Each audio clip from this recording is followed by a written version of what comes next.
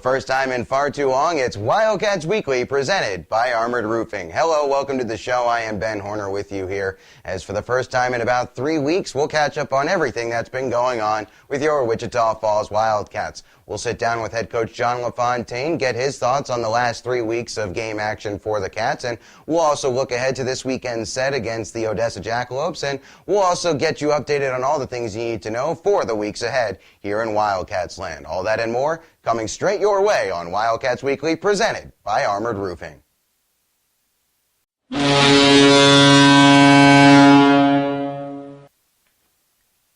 Yes, back where we belong here on Wildcats Weekly, presented by Armored Roofing. Ben Horner with you, and joining me now, the man to my left, as always, is Wildcats head coach Coach LaFontaine. Feels like it's been a while since we've been back in these two chairs, John, but very glad to be back and talking Wildcats hockey with you. It's been a while since we last met. In fact, the Wildcats have had 6 games since we last had a chance to sit down and chat about what's going on with the Cats, and it was a pretty successful 6-game stint for the Wildcats as they've now stretched their winning streak to a season-high 7 games. And John, what has been your takeaway over those last 6 games since we last met? What's new with the Wildcats? What have you liked? What have you wanted to see improve? Well, it's a stretch that we felt like, when you're playing some teams that don't have as good a record, you automatically, think, okay, here's a chance to go on a run, and the guys have done that, but it hasn't been easy. There's been a shootout and some last-minute goals, a lot of one-goal games, but the reality is everybody's getting better. All these teams are getting better, and if we don't continue to get better, then we're going to run into a tough skid. So the guys are finding ways to win games. The last 3 might be more than that. We've given up the first goal, which the stats are when you don't score the first goal and don't win are pretty common. Usually the first goal usually gets the W. So guys have found ways to win. We found third periods to win, there's been a lot of bright spots along the way. Guys have been stepping up when other guys haven't. Just when you think our defense as a team is tightening up, like our last game, we have 2 games before that where we give up too many shots and too many grade A's. So a lot of work's to still be done, but the guys have found ways to win the games that we needed to win against the teams right now that are in the bottom half. But I really don't see some of those teams staying there. I think some of those teams are going to get some wins and get on a little bit of a better path than they've been on because they're improving. Certainly, Rio Grande Valley is not going to be at the end of a 9-game road trip for the rest of the season, as they were when the Wildcats met up with them on Friday and Saturday. John, you mentioned the defense settling in and getting some new bodies on defense and some new blood in throughout the forwards and defense over the last few weeks. CJ Dodero, an affiliate player against the Bulls, and now Konstantin Chernyuk has come in and played 3 games on defense as an affiliate player as well. How have those 2 guys kind of given the Wildcats a bit of a boost as they look to round out the roster with the right pieces? Not necessarily the first piece that fits, but the right piece for the long haul here in 2014-15. Yeah, they're both young players, but both very talented players. Obviously CJ up front, he seemed to come in quickly, really strong player, smart hockey player, and we didn't miss a beat with him. In fact, his aggressiveness and his physical play and how smart he is, you feel comfortable with him on the ice in most all situations, and that says a lot coming, from playing U18 for the first couple months of the year. So very impressed with CJ, and then the same goes for Konstantin, a young player that's playing defense, which is a critical position, a tough position to play. And with Konstantin, it was a little tougher for him, especially the first game, but he has gotten better and still has some adjustments to make. It's such a quick game, but he smart hockey player, and he sees the ice well, and just getting him to adjust to the speed and the aggressiveness and getting him a little bit more assertive away from the puck and getting the pucks. But those are things that are easy to work on. But we've been very happy and very impressed with both players. We'll get down to the nitty-gritty of this past 2 games set against the Rio Grande Valley Killer Bees in just a moment here. But, John, let's touch on some other high notes and news to get to from those last 3 weeks. And obviously the big news, goaltender Austin Shaw committing to Princeton University. And can one player making a commitment, let alone making a commitment to a school like Princeton University, can that serve as a catalyst for recruiting processes for other players? Yeah, I think it always helps when your team is doing well and when players are getting success as far as the attention for colleges. So it definitely works for you, and these guys are playing and garnering attention for themselves. And, of course, the attention that Austin got was remarkable in how he handled it. But, boy, he was getting calls from just about every school, it seemed like. So. And we hope to keep that going. So there's no reason why you wouldn't see that, especially if the team is having success. That's a big part of it is if the team is doing well, then there's some players that are garnering that need to be having more attention. So that's what we're hoping for. Obviously, making a Division I commitment is a big weight off of a kid's shoulders. How do you keep a player from having that post-commitment complacency?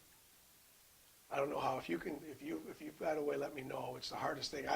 At least with my experience, I'm sure it doesn't happen with every player, but my experience in the past, for some reason, you wouldn't think. You'd think, oh, wow, they can relax now and not worry about that and just get down to playing their game, and not with all that pressure. But it just seems like there's a 2-week period there where that weight is off and their own game struggles a little bit. I don't know why. But I don't know what Austin will say about that. He had a rough week of practice last week, and David stepped in and really won the practices over last week and did a great job in that this week. So I think Austin will get that out of his system very quickly. He had a better practice today. It's just something that I don't know. It's like that sophomore jinx you hear of at the college level for pro athletes, where they have such a good sophomore year or freshman year, and they think that the sophomore year is going to be. I don't know if this is the same type of thing, but yeah, if you've got a recipe for that, let me know. Yeah, we'll touch on, you mentioned David Zevnik there. He had a very solid weekend and has been playing very well his last 2 months, and we'll touch on that going forward here, John. But let's talk about these 2 games between the Wildcats and the Killer Bees on Friday and Saturday. It was a crazy one on Friday night at the K. Yeager Coliseum. You don't get too much more exciting than a shorthanded penalty shot goal with 90 seconds left to stand as the game winner. And that was a contest that the Wildcats kind of out of nowhere were behind 2-1 in the first period. A hard-fought second period sees them tie it up. What's the mindset heading into that third period, and then especially after you get an early period goal to take the lead? Yeah, well, it was frustrating because they seemed to get a couple quick ones on us, and they capitalized on our mistakes quickly. But our guys, I thought we played a really good second period, and we were starting to come back. And so we basically said, let's not change anything in the third. Let's continue to play our game and not try to, having to take chances that were unnecessary. And the guys came out and had a very solid, strong third period, and still find ourselves, on film. We played an unbelievable period of hockey, but made one mistake and it ended up in our net. So now it's a tie game late, and then we get a penalty with 3 minutes left, and you're thinking, let's just kill this off. And instead we get a breakaway. Shane Kuzmeski gets a quick breakaway, and then Farmer picks off a pass, and with his speed and quickness goes on a breakaway. And it was about as unique a penalty kill as I've seen, because now we get a penalty shot, score, we go up, now we got to still kill the penalty off. So, and then David made 2 big-time saves at the end there to win the game for us. So, yeah, I don't know if I've ever seen that before. Game 1 on a shorthanded breakaway penalty shot call, where we also had a breakaway before that, so we could have had 2 shorthanded goals. Yeah, and then Saturday night, John, it was kind of, the same but different. The Wildcats trailing entering the third period and needed a 3-goal third to claim the win in that one. And the difference there, though, was the defense was really the catalyst for the comeback on Saturday night. What kind of value does that provide to a team when your defense can provide offense in the way that they were on Saturday night? Townsend got the game-tying goal, and Kosmicki gets the game-winning goal. Yeah, it was great to see that. Our guys were using the points better, and they were open. Rio was willing to let us, give the points up, especially the strong side of the puck. So guys were using the points better, and our D were getting shots through. We were getting shots through most of the game. Their goalie, I thought we were making him look good. When we had opportunities to shoot, and maybe for a rebound, we were shooting too high and allowing him to catch it and not give up a rebound. But so we were focused on that third just to try to get shots through for rebounds more, not worried about scoring. And Jake gets a quick pass from Kevin on the wall there, and Jake didn't have much time in a guy coming at him. So he found just a quick snapshot just to get it through, and we saw it right from our bench go straight in the top shelf. So it was a nice shot, and then Shane's shot was similar to what we were asking for. Is just hit him in the pads, and because he's so far out, he's was very aggressive in taking everything away, but the rebound is what he's suspect for, and that came right out, and he was so far out he couldn't recover, and he got his own rebound. So. Yeah, his shot was blocked. It was sitting around in the high slot, and credit to Kuzmeski. It was a smart trailing skate onto the play after he let it get enough ahead of him where he didn't have to break stride, and then really stepped into that loose puck and wired it into the back of the cage. And for both Townsend and Kuzmeski, it was really kind of the just rewards for a culmination of really good work on an overall weekend in their defensive zone. What have you seen on a two-way scale from those two over the last few weeks? Because both of those guys have been getting involved on the offensive side the last few games. Yeah, they're very strong defensively, and they move the puck well. Jake's been getting opportunities all year. He's very strong on our power play, and he sees the ice. He's got that extra little poise that you like for guys to have on your power play. They don't panic with the puck, and he's got a good knack for getting shots through. He's got a quick release. So he's been getting those opportunities all year, I expect more to continue to go in, or at least rebounds and tips for him. And Shane's had to work at that area of his game, getting shots through, and just the skill of moving laterally at that blue line, keeping your head up to be able to get shots through. So he's worked hard at it and continues to work hard at it, and he's worked at getting up ice with the puck and being more composed instead of going 100 miles an hour, because he's got a good burst of speed. And it was nice to see him get rewarded for him working hard in those areas. But both their games defensively have been very strong and have helped lead us, at the back end. And they've had chances. It's nice to see them capitalize on it when we needed it. And, of course, as Jake capitalizes on his chances earlier this month, last week, he became the Wildcats' career leader in points by a defenseman.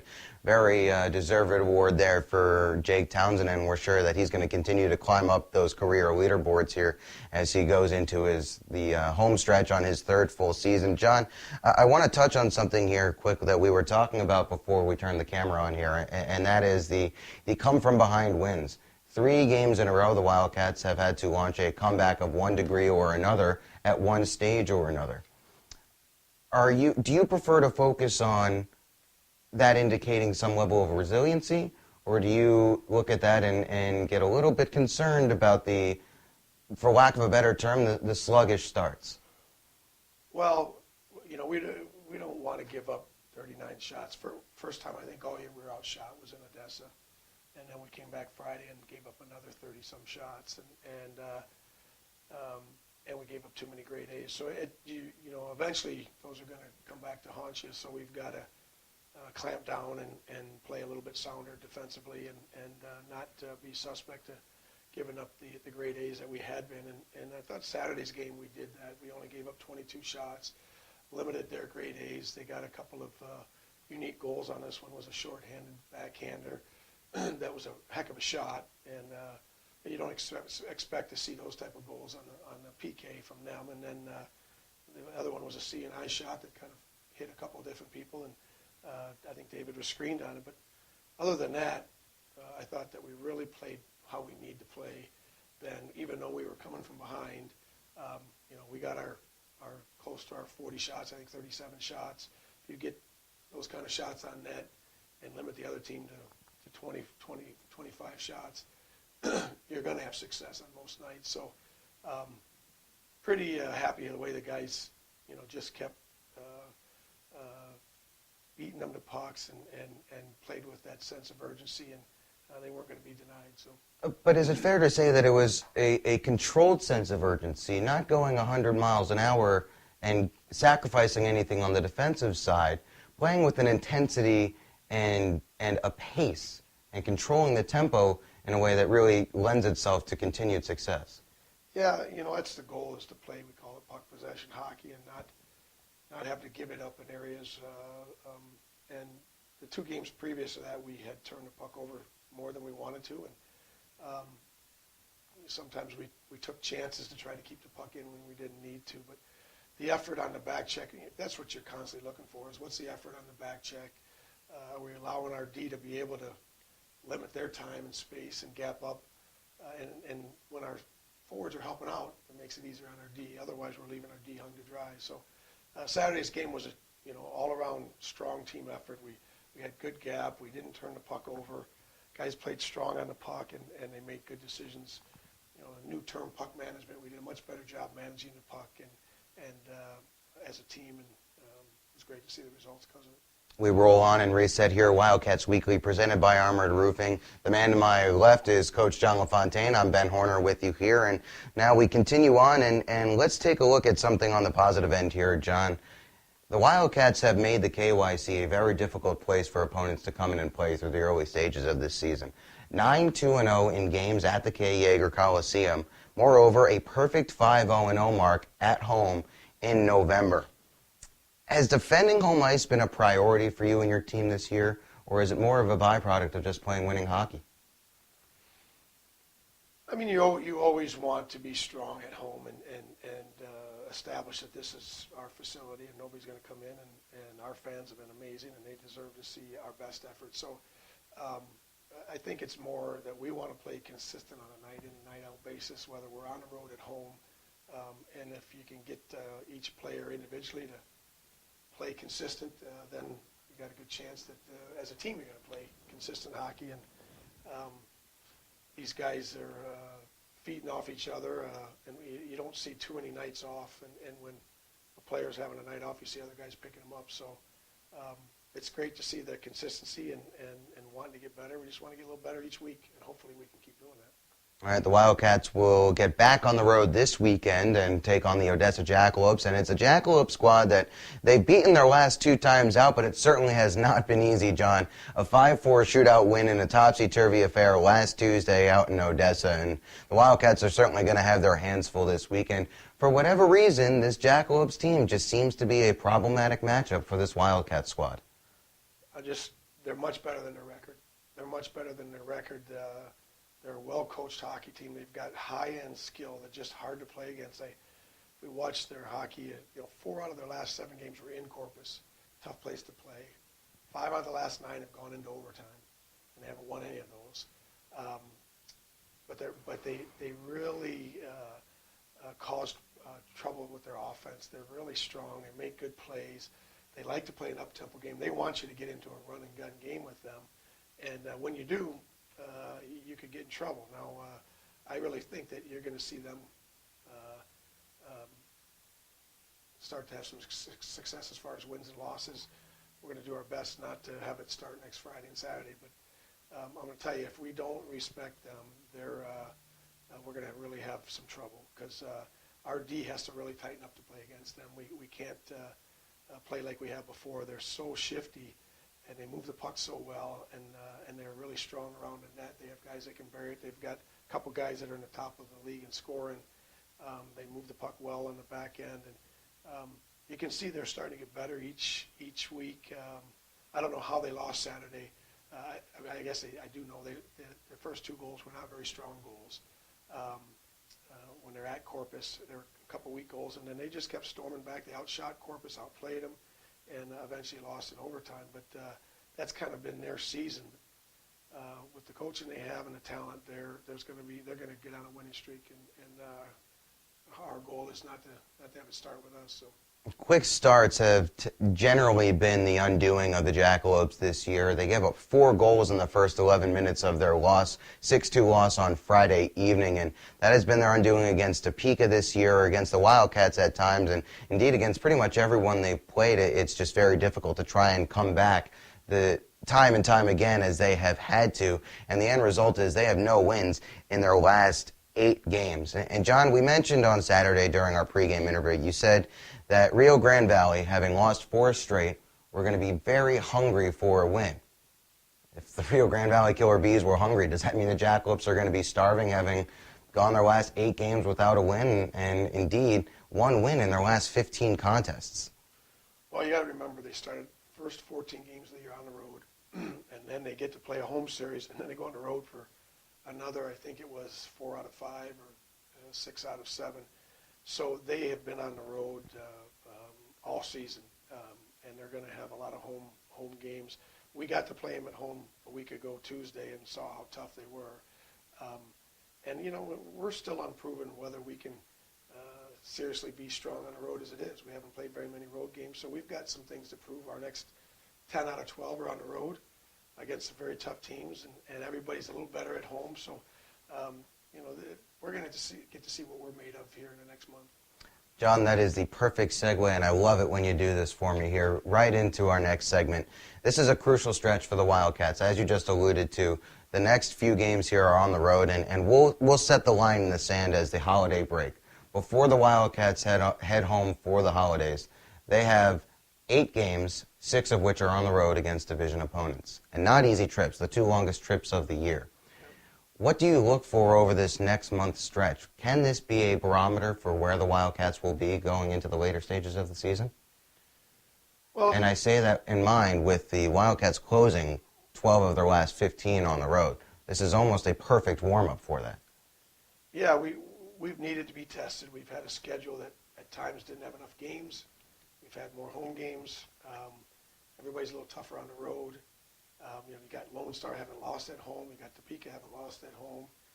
So we've got a challenge ahead of us, and you know, we just have to continue to get better because as a group, these guys, I don't think the road is going to intimidate anybody. I think our guys will be happy and fun, and you know, I can enjoy being on the road, but the barns are going to be tougher. I mean, it's going to be a little different atmosphere, so we'll get to see whether we can stay focused and not get distracted by the home crowds or being away from Kay Yeager.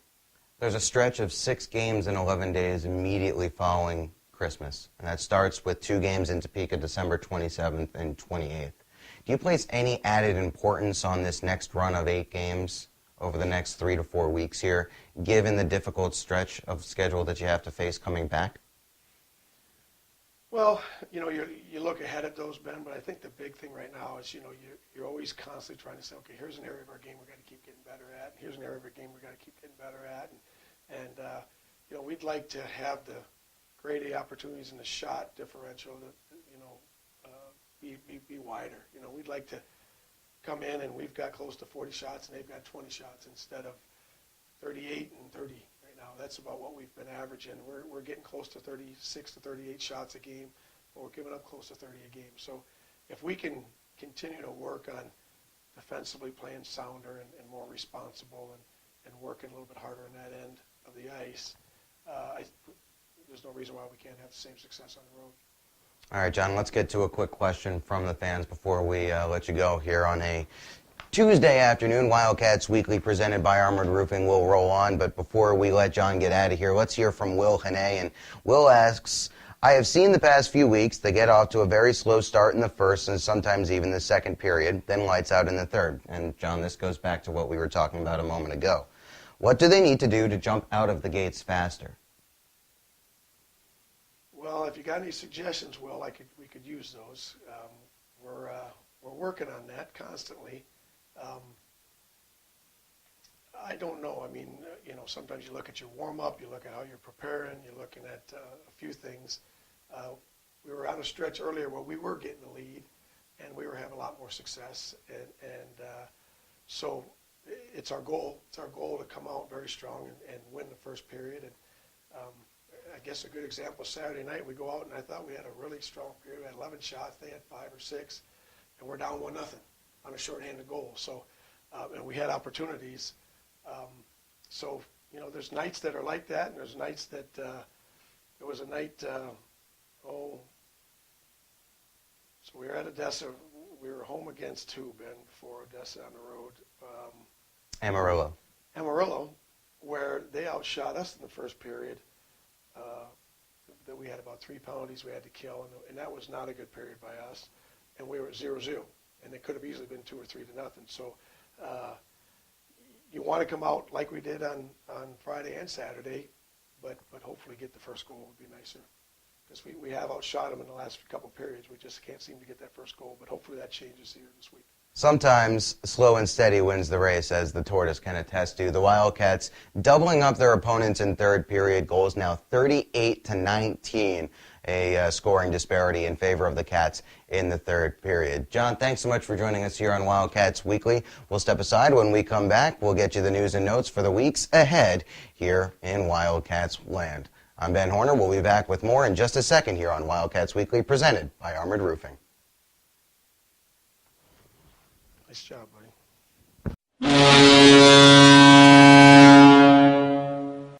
We're putting the finishing touches on another edition of Wildcats Weekly, presented by Armored Roofing. We want to thank Coach LaFontaine for taking so much time out of his day to join us here as we recap 3 weeks of action and looked ahead to what's going to happen this weekend against the Odessa Jackalopes. Reminder, you can catch both of those games on FastHockey.com and the Wildcats Broadcast Network. I'll have pregame for you starting at 6:50 this Friday and Saturday evening from the Ector County Coliseum. A couple other things to make you aware of here going forward over the next few weeks. The Wildcats will return to the K. Yeager Coliseum December 5th and 6th to host the Corpus Christi Ice Rays. First of 4 games between these two teams at the KYC this year. And since it's the holiday season and the season of giving back, we're asking our fans to help us give back as part of the Wildcats Hockey Toy Drive. We'll be collecting unwrapped toys on December 5th and 6th at the KYC, with all toys collected going to the Pediatrics Playroom at United Regional Healthcare System. So please help support us as we look to support United Regional.